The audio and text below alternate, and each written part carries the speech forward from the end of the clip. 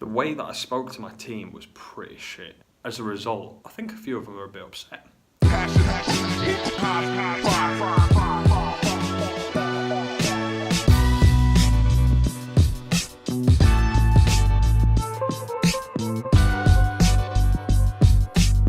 you talking to us while you're pissing? Yeah. Right. I thought it was like I thought it was a two-handed job. Multitasking. What, were you even filming? I'm just filming cars now. Look. You're not allowed to be in charge of anything. Nobody's run it by me what I'm supposed to be doing, so I'm just What? I'm just winging it here. Oh yeah. Is it looking good on camera? It is. You look beautiful, Sam. Not as beautiful as you do. It's your birthday. How's Jimmy? You got a pretty face on your birthday. Alright. Jimmy's got child lock on. We have just arrived at Barber Connect, bumped into Jack. Wave, Jack. Wave. He's walking away. He doesn't want to be in the vlog. We've got Luke and Billy over there. Johnny Mennel. Hey, Johnny Mennel. We've got Jimmy. We've got Maver and Paulina. Whole crew. A few hellos to say and a couple of things to plan with a few people. So yeah, but it's meant to be a lot bigger here this year than it was last year. So I'm hoping there's going to be lots to keep us busy today.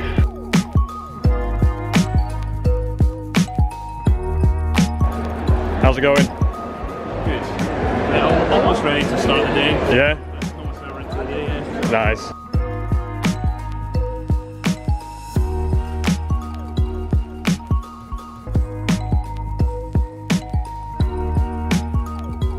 Quite a busy day already.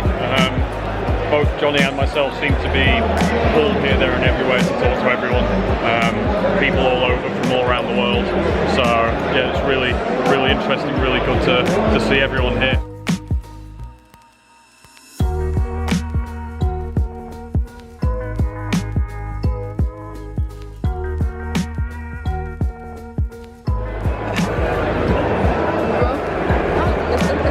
Because it's that bit smaller, we're going to need a till and try to sell the product.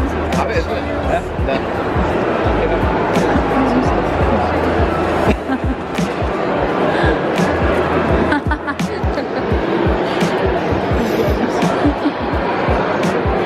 You can zoom quite a lot, can't it?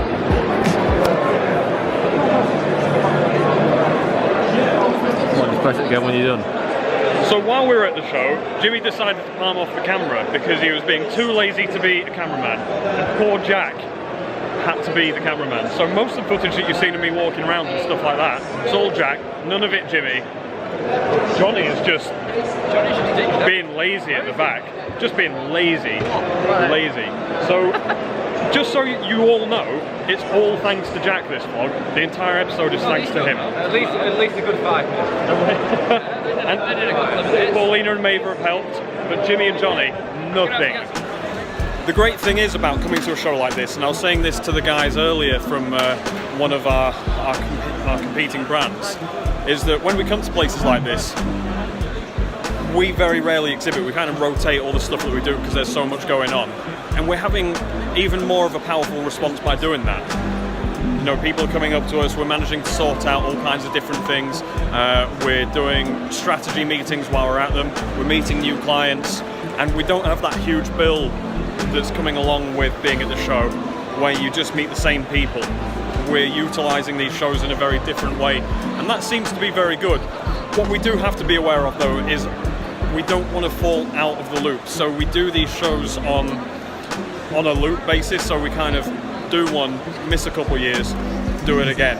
And we have certain shows that we do that with around the world. And that seems to be a really great way to leverage the power of these shows without having that huge input of it all in terms of the finance and resources that can really drain you. A refreshing taste of black. Oh, you're filming? My bad. I wanted to get sponsored by these guys. You do drink a lot of it. You just put this down before we have our conversation. I barely wanted to put that down, it's so delicious. Just pick it up again. Black. Sorry, you were saying? Anyway, Mr. Mendel's just said to me while on his laptop, he's had the 17th email now from TK Maxx. We were on 15, then about what, a week and a half ago you got 16, yeah. and then today you've just got 17. Well, no, yes, it's probably going to end up being 17, but I'm still in the conversation. Right, okay. So, TJ Maxx / TK Maxx have asked for an account 17 times. 16 of those, soon to be 17, we've said no. Now, you might be thinking, why are you saying no to TK Maxx or TJ Maxx? Because they're big companies, you know, and they spend lots of money and you can become a rich gazillionaire by working with them. Wrong. You can't become a gazillionaire by working with them. So far, the concept is that although they're a great store, and I've said this to every buyer that I've ever spoken to, I love their stores, I will happily spend my money there, but I do not want to see our brand in there.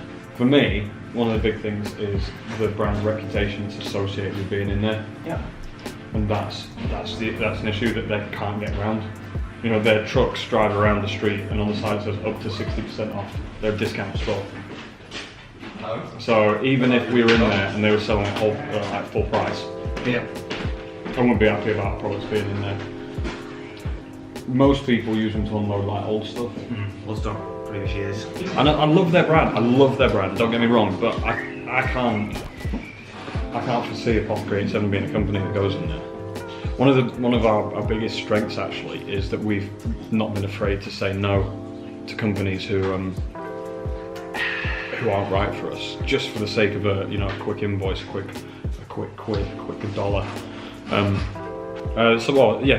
So we had someone who was excited about the brand, worried that we were going to go down the wrong route, and then they got really excited when they heard some of the brands that we turned down, a lot of the high street people, because it's not about getting that massive quick order, it's about working with the right people in the right places to get the brand out to where you want to be.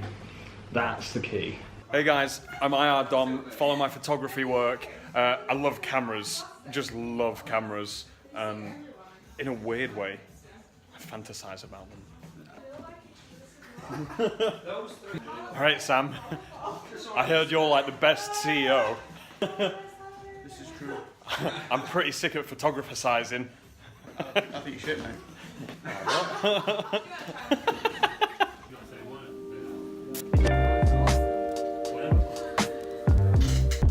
So I've spent quite a lot of the day working from my phone whilst getting tattooed.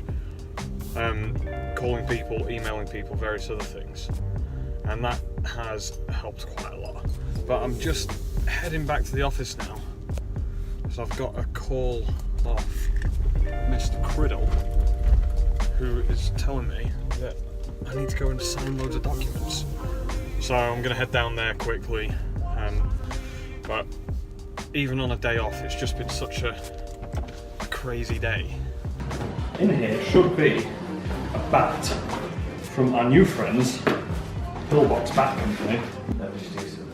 Oh, what's this? We just got a load of baseball cards. Oh my god. That's sick. Any Chinese? This is awkward. I'm so excited. Oh.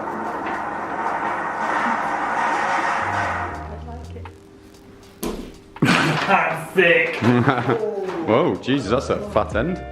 Oh, this is a fat end. You can see your new tattoos and your arm looks pretty big, so. Does it? Yes, it does. Sorry. That's sick.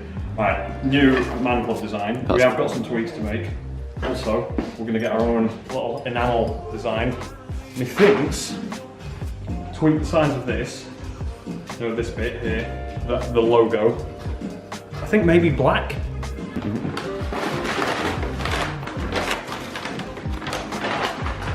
Well, anyway, I'm opening some of the baseball cards that came to us with our new baseball product. I don't know anything about baseball. Do you? Babe Ruth. Bob Horner, Wally Joyner, Shooter McGavin? Ricky Henderson, Shooter McGavin. Because it's their teams, not a distinction there. I don't know anything about this dude. Right, so for all you American dudes out there, we know shit all about baseball. Rounders, you mean? Yeah, I don't know what this is. This weird sport. I've never seen a baseball game in my life. I want to though. If anybody wants to take me to a baseball game, I will accept. Yesterday I had a really concerning call from this new courier that I told you guys about the other week. What's really upset me is that when we sat down and spoke with them, we were offered full e-com integration with the system that we use. We were offered a certain level of service. We're offered a certain level of service for our customers and various other things that made this company the perfect company to work with. Unfortunately, none of that seems to happen. And upon further investigation, it wasn't a case of there's teething issues. It's that the things we were promised were downright lies. And that's blown my mind as to why people think that this is something that they can do. Why would you say, we can do this service, and you can't do that service? As a result, quite a few of you the other week asked me to introduce you to the company that we were using, that I was raving on about, that had promised me all these things. Now, I'm not going to introduce any of you to these guys because it's a real shame that they've done this. What I am going to do is I have a couple of meetings over the next 2 weeks with other companies who have promised the things that we weren't given, and as a result I want to make sure those things are available. If they're good, then I'll refer you guys and I'll come back and tell you who they are and get you to hit them up. However, with all this happening, it has made me think a bit. What are the benefits of offering something that you can't deliver? And there aren't any. Offering something that you can't do is going to piss people off, because you are setting expectations to here and delivering them down here. So you're never going to make someone happy by doing that. What's happened with the company that we were working with was, rather than trying to fix things with them, we're now going to leave. The amount that we spend with them, we're not the biggest account in the world, but it's it's in the tens of thousands, the top end of the tens of thousands as well, as opposed to just being a few quid here and there. So you'd think that for that price, and for any price really, if you're going to put a service on the table, you're going to step up and do it. And one thing that I've always wanted to do with Apothecary 87 and or Volstead and all the businesses that I work with is under-promise and over-deliver. Clients will be mind-blown by it, and there's nothing that will please more than getting more than you expect, but there's nothing that will disappoint more than getting less than you expect. And I think that's a really important lesson to learn. It's something that has really been cemented in my mindset by going through this process. Anyway, it's a shame, because now this company is going to lose a decent account. Very silly. What you got? Don't know yet. Let's find out. What are you opening? I'm opening my 1989 Major League Baseball cards. What's the purpose of opening them, Johnny? So I can see what I've got and you can see what you've got and we can have a trade. What? He never played baseball. So it was balls he was hitting before he was hitting... never mind. I will trade you my Ken Oberkfell. Ken Oberkfell? Yeah. What's his position? I want Dibble. He's... You're not getting Dibble. I don't know what these things mean, Who is he? Ken Oberkfell. No, there's no way you're getting Oh, he bats Dibble. left and throws right. He's mental. He's got a moustache. That's his moustache. Alright, I'll do you a moustache guy for a moustache guy. Charlie Lee. Charlie Lee. It's not... He's... Yeah, now you're liking it. Now you see the Yeah. Alright, I'll go for that. Let's trade. Trade. There we go. Cheers. Pleasure doing business. Cheers. Now we're official American guys. Traders. I've got myself a Charlie Lee. I'm just heading down to Jimmy's. I've got a delivery in the back for him, but I've also got a meeting at 2 o'clock with Jimmy and Danny. A lot of what I talk about in the vlog is very positive, you know, how we're moving forward, and it's not very often that I talk about the things that are shit and stress me out. Recently, we've kind of been, I mean, the past 18 months we went through some huge issues with a manufacturer, and they really dragged us down. We went to move our products to a new manufacturer. They weren't the right fit, and they worked in a really underhanded way. And you know what? We're still clearing up the mess and the damage that those people caused. Now, because it's been a while since Apothecary 87 has launched a new product, we've wanted a really strong push on getting some new products out this year. And the process, especially in the EU, is not a quick process because of all the testing that's required. We're having to talk with Danny about some potential manufacturing, and it's not saying that we're definitely going to work with him, but in this way anyway. But it's another option because the issues that we've had are slowing us down so much. We're in danger of not getting a product out this year, which is devastating to us. So this is the type of stuff that really stresses me out, and it's shit. It's really shit. We have to look at how to move forward. Now, the important thing is to get a great product out and do it this year, if not more than one. Addressing it problem by problem and exploring all the avenues. Doing that, we're actually going to cover our backs. Now, this is how I address all problems. I try not to be concerned about, you know, what's going to happen in the future as long as I plan. You know, what ifs don't help. Facts, figures, what can I do to make things work as smoothly as possible?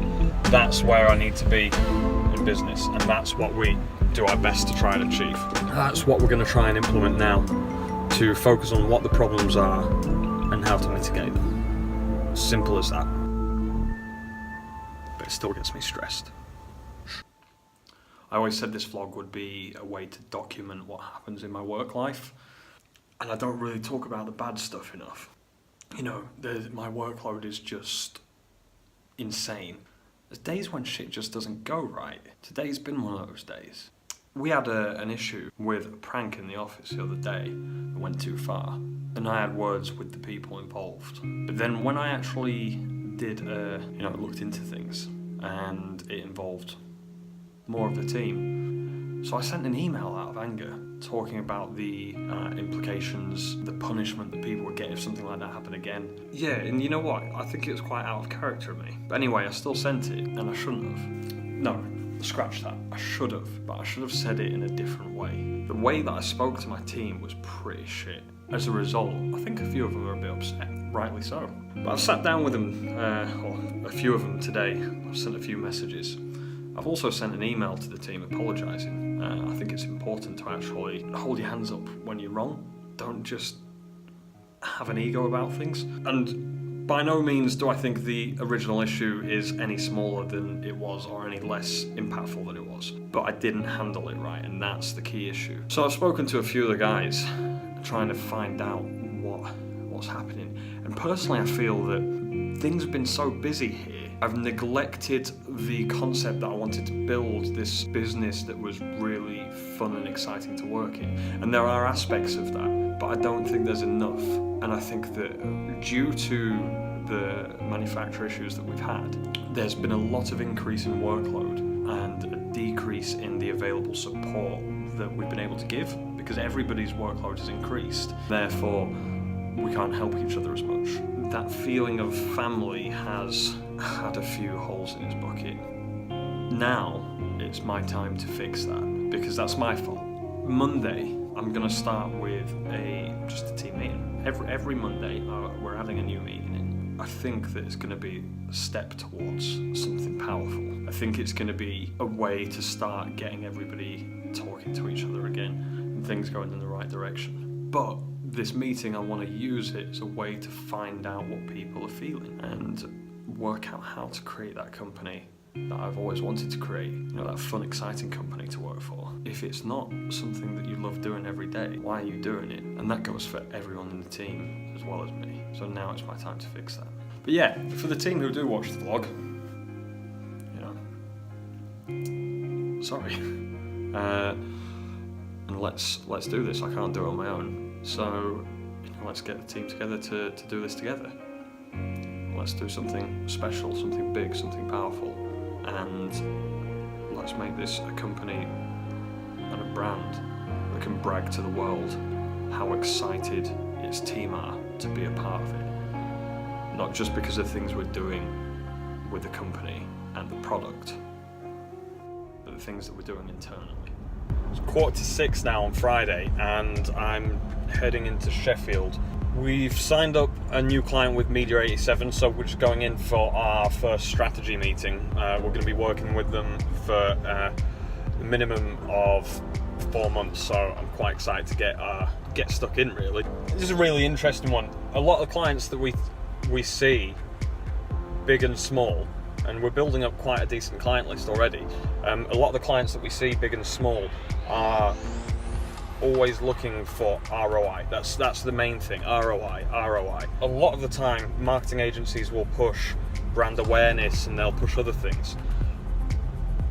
But ROI, return on investment, is always those 3 little letters that everybody wants to know about.